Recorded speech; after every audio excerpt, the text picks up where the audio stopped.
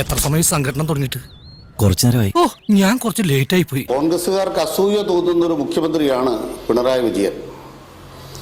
ഇതുപോലെ വേട്ടയാടപ്പെട്ടൊരു മുഖ്യമന്ത്രി ചരിത്രത്തിലുണ്ടോ? അത്രയും വേണം.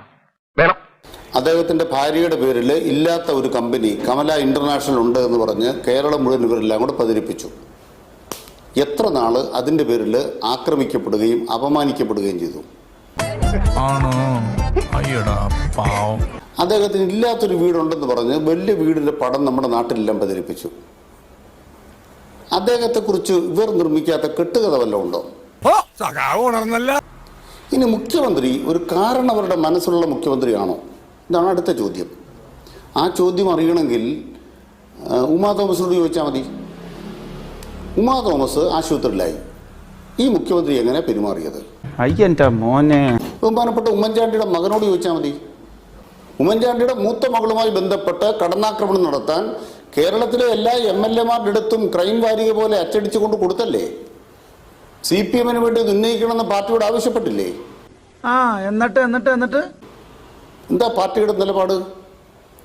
നിങ്ങൾ കേട്ടിട്ടില്ലേ? ബഹുമാനപ്പെട്ട ഉമ്മൻചാണ്ടിയുടെ കുടുംബത്തെ കടന്നാക്രമിക്കുന്ന ഒരു കാര്യത്തിന് CPM ഇല്ല എന്ന് പറഞ്ഞ് പാർട്ടി സെക്രട്ടറി പിണറായി വിജയൻ കുടുംബമില്ലാത്ത ആളാ? അങ്ങനെ പറഞ്ഞു കൊടുക്കണം.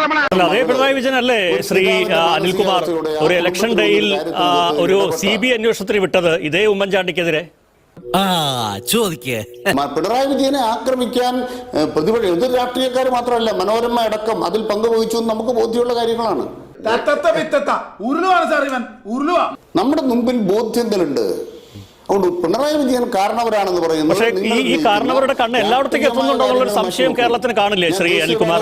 നോക്കൂ, ഒരു അമ്മയെ ഈ പോലീസ് ആസ്ഥാനത്തിന് മുന്നിലൂടെ വലിച്ചഴിച്ചു കൊണ്ടുപോയത് ഈ ഇതേ പിണറായി വിജയൻ ആഭ്യന്തരമന്ത്രിയായിരിക്കുന്ന കാലത്താണ്. ഇവൻ ശരിയല്ല. ഞാൻ അതിനോട് ഉത്തരം പറയാം, എല്ലാത്തിനും ഉത്തരം പറയാം. അതുകൊണ്ട് കേരളത്തിൽ ഈ 9 കൊല്ലക്കാലം പിണറായി വിജയൻ എന്തെങ്കിലും നേട്ടം നേടിയോ? അതാണ് അടുത്ത ചോദ്യം. ഞാൻ തിരിച്ചൊരു ചോദ്യം ചോദിക്കുക. 9 കൊല്ലം കൊണ്ട് കേരളം 1-ാം സ്ഥാനത്തെത്താത്ത ഏതെങ്കിലും മേഖലയുണ്ടോ? നിനക്കതൊക്കെ എങ്ങനെയാ സാധിക്കുന്നത്? 5 ദുരന്തങ്ങൾ നമ്മൾ കണ്ടു. ഈ 5 ദുരന്തം ഉണ്ടായതോടുകൂടി കേരളം തകർന്നു എന്നുള്ളതാണല്ലോ പലരും ചിന്തിച്ചത്. കേന്ദ്രം ആഗ്രഹിച്ചത് കേരളം അങ്ങ് തകരുമെന്നാണല്ലോ. സത്യം എന്താണ്? ഇന്ന് ഇന്ത്യ രാജ്യത്ത് ഏറ്റവും കൂടുതൽ നികുതി വളർച്ചയുള്ള സ്റ്റേറ്റ് കേരളമാണ്. GDP ഗ്രോത്ത് ഉള്ള സ്റ്റേറ്റ് കേരളമാണ്. സംശയമൊന്നുമില്ലല്ലോ എന്ന് പറഞ്ഞാൽ എത്ര ശക്തമായിട്ടാണ് കേരളത്തിന്റെ GDP ഗ്രോത്ത്. ഈ ദുരന്തം ഉണ്ടായെങ്കിൽ ആ ദുരന്തത്തിൽ പകച്ചു നിന്നിരുന്നെങ്കിൽ, പകച്ചു നിന്ന കേരളമായിരുന്നെങ്കിൽ 14. ഈ കണക്കുകൾക്കപ്പുറത്ത് ഇപ്പോഴും 3 മാസത്തെ ക്ഷേമ പെൻഷൻ കുടിശ്ശികയാണ്. എന്റെയും താങ്കളുടെ ഒക്കെ പെട്രോൾ പൈസയിൽ നിന്ന് ഊറ്റിയെടുത്ത പൈസ ഇപ്പോഴും ആളുകൾക്ക് കൊടുക്കുന്നില്ല. അപ്പൊ അതെന്തുകൊണ്ടാണ് പറ്റാത്തത്? പൈസ ഇല്ലാത്തതുകൊണ്ടാണ്. അപ്പൊ പറഞ്ഞ ഈ സാമ്പത്തിക നേട്ടത്തിന്റെ ഗുണമാർക്കാണ്? PSC അംഗങ്ങൾക്കോ? അത് നിങ്ങളെ വിഡ്ഢിത്തരമല്ല പറയണത്. അങ്ങ് വിഡ്ഢിത്തരം പറയാതെ, പൈസ ഇല്ലാന്ന് വിഡ്ഢിത്തരം പറയാതെ ഞാൻ പറയാം. എന്താന്ന് വെച്ചാ ഒന്ന് പറഞ്ഞു തുലക്കടോ. 87,000 കോടി രൂപയായിരുന്നു 2016 മാർച്ച് 31 ഇന്ത്യയുടെ കേരളത്തിന്റെ ബഡ്ജറ്റ് എക്സ്പെൻഡിച്ചർ. നിങ്ങൾ കണക്ക് എഴുതി വെച്ചു. 87,036 കോടി രൂപ. ഇപ്പോ ഈ കൊല്ലം മാർച്ച് 31 എത്ര എക്സ്പെൻഡിച്ചർ ആയെന്നറിയോ? 175, 176 എക്സ്പെൻഡിച്ചറായി. 1,76,000 മേലെ എക്സ്പെൻഡിച്ചറായി. എങ്കിൽ പിന്നെ ഈ അടിസ്ഥാന വർഗത്തിന് ഒരു 5 രൂപ കൂട്ടിക്കൊടുക്കാൻ പറ്റാത്തതിന്റെ സാഹചര്യം എന്താണ്? ഉത്തരം പറ.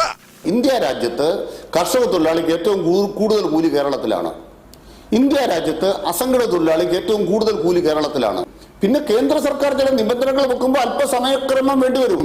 വർദ്ധിപ്പിക്കാൻ SEC-യുടെ സമരം വേണ്ട, LDF-ന്റെ പ്രകടന പത്രിക മതി. എന്തുകൊണ്ട് കാരണവർ? ചോദ്യം. ഒന്നാമത്തെ പ്രധാനപ്പെട്ട ഉത്തരം, ഏതൊരു വിഷയത്തിനകത്തും ഏതെങ്കിലും തരത്തിൽ വ്യക്തിപരമായ വൈരനിര്യാതനത്തിന്റെ നിലപാട് മുഖ്യമന്ത്രി പിണറായി വിജയൻ ഇല്ല. പച്ചവെള്ളം ചവച്ചു കുടിക്കണ പഞ്ചപാവം. 2, രാഷ്ട്രീയമായി നോക്കിയാൽ ഏറ്റവും ദുർബലിലേക്ക് എത്തുന്ന ഒരു മുഖ്യമന്ത്രിയാണ് അദ്ദേഹം. അദ്ദേഹം പറയുന്നുണ്ട് ഈ നവംബർ 1 കേരളം അതിദരിദ്രരില്ലാത്ത കേരളമാകും. ഒരു 2 കൊല്ലം കൊണ്ട് എല്ലാവർക്കും വീടുള്ള കേരളമാകും. ഈ ജനുവരി 1-ാം തീയതി നമുക്ക് നോക്കാം. എല്ലാ പട്ടികജാതിക്കാർക്കും വീടുള്ള ഇന്ത്യയിലെ ഏക സ്റ്റേറ്റ് കേരളമാകും. പിണറായി വിജയൻ മുഖ്യമന്ത്രി ആയിരിക്കുമ്പോൾ എല്ലാ വീട്ടിലേക്കും കരുതൽ ചെന്നിട്ടുണ്ട്. ശരി, ഞാൻ താങ്കളേക്ക് തിരിച്ചു വരാം ശ്രീ അനിൽ. അപ്പോ ശ്രീ അബിൻ വർക്കി ഇപ്പൊ കൃത്യമായ മറുപടി പറഞ്ഞല്ലോ. ആദ്യത്തെ വാചകം തന്നെ എടുത്ത് ഒരു ചർച്ചയ്ക്ക് വിധേയമാക്കേണ്ടതാണ്. നിങ്ങൾക്ക് അസൂയ തോന്നുന്ന മുഖ്യമന്ത്രിയാണ് കേരളത്തിൻ്റെത്. ശ്രീ അനിലിന്റെ മറുപടിയാണ്.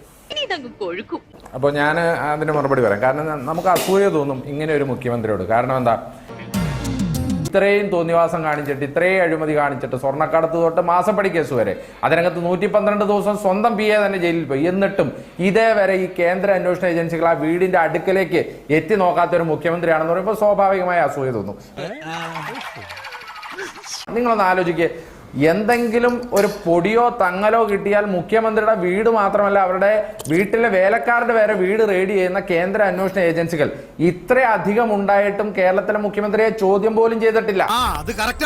2 മാസപ്പടി കേസ്, ഒരു സേവനവും കൊടുക്കാതെയാണ് മുഖ്യമന്ത്രിയുടെ മകൾ ഈ പണം മേടിച്ചത് എന്ന് വിവിധ അന്വേഷണ ഏജൻസികളുടെ റിപ്പോർട്ട് ഉണ്ടായിട്ട് ഇപ്പോൾ ഇന്ററിം സെറ്റിൽമെന്റ് ബോർഡിന്റെ റിപ്പോർട്ട് തന്നെയുണ്ട്. 2 SFI അന്വേഷണത്തിന്റെ റിപ്പോർട്ടുണ്ട്. ഇത് മുഖ്യമന്ത്രിയുടെ മകളായതുകൊണ്ട് മാത്രമാണ് എന്ന് എഴുതി വെച്ചിട്ടും കേരളത്തിലെ മുഖ്യമന്ത്രിയെ ഒരു തവണ പോലും ചോദ്യം ചെയ്യാൻ ഇന്ന് മുഖ്യമന്ത്രി ഈ കേന്ദ്ര അന്വേഷണ ഏജൻസികൾ തയ്യാറായിട്ടില്ല. ഇത് കാണുന്ന എല്ലാവർക്കും മുഖ്യമന്ത്രിയോട് അസൂയ തോന്നും. കാരണം ഇത്രയും അഴിമതി നടത്തിയിട്ടും യാതൊരു വിധത്തിലുള്ള സ്ക്രൂട്ടിനി ഇല്ലാത്തൊരു മുഖ്യമന്ത്രിയായി അദ്ദേഹം തുടരുകയാണ്. ഇങ്ങനെ പോയാൽ സംഗതി കുഴയും. പിന്നെ ഞാനിപ്പോ രണ്ടാമത് അദ്ദേഹം കുറെ കണക്ക് പറഞ്ഞു. GDP ഗ്രോത്ത് റേറ്റിൽ കേരളം കൂടുതലാണ്. ഏത് GDP ഗ്രോത്ത് റേറ്റിലാണ്? നിങ്ങൾ പറയൂ. കണക്ക് വെച്ച്, ഏറ്റവും ഒടുവിലത്തെ കണക്ക് വെച്ച് ഈ രാജ്യത്തെ ഏറ്റവും വലിയ എക്കണോമിക് ഗ്രോത്ത് റേറ്റ് ഏത് സംസ്ഥാനത്തിനാണ്? തമിഴ്നാട്ടിലാണ് 9.69%. രണ്ടാമത് ഏറ്റവും കൂടുതൽ എക്കണോമിക് റേറ്റ് ആർക്കാണ്? 8.21% ആന്ധ്രാപ്രദേശിനാണ്. ആദ്യത്തെ 5 സ്ഥാനങ്ങളിൽ പോലും ഇല്ലാത്ത കേരളത്തെയാണ് CPM-ന്റെ ക്യാപ്സ്യൂൾ ഫാക്ടറിയിൽ നിന്ന് കിട്ടിയതോ ക്യാപ്സ്യൂൾ നിന്നിട്ട് ശ്രീ കെ അനിൽകുമാർ ഇവിടെ വരുന്നത്. ഇത് ഞങ്ങൾ എന്തോ വലിയ മഹിമ ചെയ്തു ഇവിടെ GDP ഗ്രോത്ത് റേറ്റിൽ കേരളം അങ്ങ് ഉയർന്നു പോവുകയാണ് എന്നൊക്കെ പറയുന്നു. അത് മാത്രമല്ല, ഇപ്പൊ ഇദ്ദേഹം ഇവിടെ പറയുന്നുണ്ടല്ലോ, ഇവിടെ കാർന്നവർ എന്നൊക്കെ വിളിക്കും. ഇതേവരെ ഞാൻ പോയി ഉമാ തോമസിനോട് ചോദിക്കണം, ചാണ്ടി ഉമ്മനോട് ചോദിക്കണം എന്നൊക്കെ പറഞ്ഞല്ലോ. നീ എന്തിനാണെന്ന് പറയാൻ പോയത്? ശ്രീമതി ഉമാ തോമസ് തന്നെ കഴിഞ്ഞ ദിവസം നിങ്ങളുടെ ഇന്റർവ്യൂവിൽ പറഞ്ഞല്ലോ, എന്താണ്, ഞാൻ അവിടെ വീണപ്പോ അവിടെ ഒരു മന്ത്രി ഇരിക്കുന്നുണ്ടായിരുന്നു, ആ മന്ത്രിക്ക് എന്നെ ഒന്ന് തിരിഞ്ഞു നോക്കാൻ സാധിച്ചില്ല എന്ന് ഉമാ തോമസ് പറയുന്ന വാക്കുകൾ നിങ്ങളുടെ ഇന്റർവ്യൂവിലല്ലേ പറഞ്ഞേ?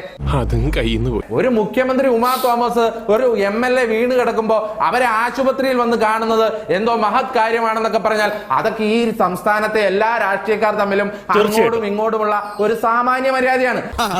അതിനൊക്കെ ശ്രീ K കരുണാകരനും E K നായനാരും തമ്മിലുള്ള ആശുപത്രിയിലെ സംഭാഷണങ്ങളുടെയൊക്കെ ആർക്കൈവ്സ് വീഡിയോ ഇന്നും യൂട്യൂബിൽ അവൈലബിൾ ആണ്. അതൊക്കെ എടുത്ത് ശ്രീ K അനിൽകുമാർ കണ്ടാൽ ശ്രീ പിണറായി വിജയൻ ഒരു മഹത് വ്യക്തിയാണ് എന്നുള്ള തോന്നലൊക്കെ അങ്ങ് മാറിക്കോളും എന്നുള്ളതാണ് പറയാനുള്ളത്. പിന്നെ എന്തോ പ്രതികാര നടപടിയുടെ കാര്യമൊക്കെ പറഞ്ഞു. ഞങ്ങളാരും ഉമ്മൻചാണ്ടിയുടെ കുടുംബത്തിനെതിരെ ആക്രമിച്ചിട്ടില്ല എന്ന്. ഞാൻ ഇനി അത് പറയുന്നില്ല. കാരണം എന്താ, പിണറായി വിജയൻ സംസ്ഥാന സെക്രട്ടറി ആയിരുന്നപ്പോൾ അല്ലേ സാർ ഇവിടെ ഉമ്മൻചാണ്ടിയുടെ വേഷം കെട്ടിക്കൊണ്ട് DYFIക്കാർ ഇവിടെ ഒരുപാട് പൊറാട്ട് നാടകം കാണിച്ചതാണല്ലോ. അത് മാത്രമല്ല, കേരളത്തിന്റെ നിയമസഭയിൽ നിങ്ങൾ പിണറായി വിജയന്റെ സംസ്ഥാന സെക്രട്ടറിഷിപ്പിൽ ഇരിക്കുമ്പോഴല്ലേ കേരളത്തിന്റെ നിയമസഭയിൽ നിങ്ങൾ മുഖ്യമന്ത്രിയായിരുന്ന ഉമ്മൻചാണ്ടിയുടെ കുടുംബത്തെ നേരിട്ട് അധിക്ഷേപിക്കുന്ന പ്രസംഗം നടത്തിയത്. എന്റെ അത് മറന്നുപോയോ ശ്രീ K അനിൽകുമാർ? എന്താ ഉറക്കം വരുന്നു? അല്ല, പിണറായി വിജയൻ പാർട്ടി സെക്രട്ടറി ആയിരുന്നപ്പോഴല്ലേ ശ്രീ അയ്യപ്പദാസ് ഈ കേരളത്തിൽ ഈ DYFIയുടെ സമരം മുഴുവൻ നിങ്ങൾ ഓർക്കുന്നില്ലേ? ആ സമരത്തിന്റെ ദൃശ്യങ്ങളൊന്നും ഞാനിവിടെ പറയുന്നില്ല. ഉമ്മൻചാണ്ടിയെയും ഈ സരിതാ എസ് നായരെയും കൂട്ടിക്കഴിച്ചുകൊണ്ട് എന്തൊക്കെ കാര്യങ്ങളാണ് ഇവരെ ചെയ്തത്. ഈ സരിതാ എസ് നായരെ വീട്ടിൽ വിളിച്ചു വരുത്തി ഒരു ഒപ്പ് മേടിച്ച് പരാതി എഴുതി മേടിച്ച് വയോവൃദ്ധനായ ഉമ്മൻചാണ്ടിക്കെതിരെ പീഡന കേസ് ഉണ്ടാക്കിയവരല്ലേ ഈ CPM-കാർ. എന്നിട്ട് ഇവിടെ ഒന്ന് മാന്യത സംസാരിക്കുന്നു. ഇനി ഇവിടെ നിന്ന് അഴിവണ്ടാവാ, നമുക്ക് അങ്ങോട്ട് മാറിയിക്കാം. തൽക്കാലം ഇത്രയും മതി. വരട്ടെ.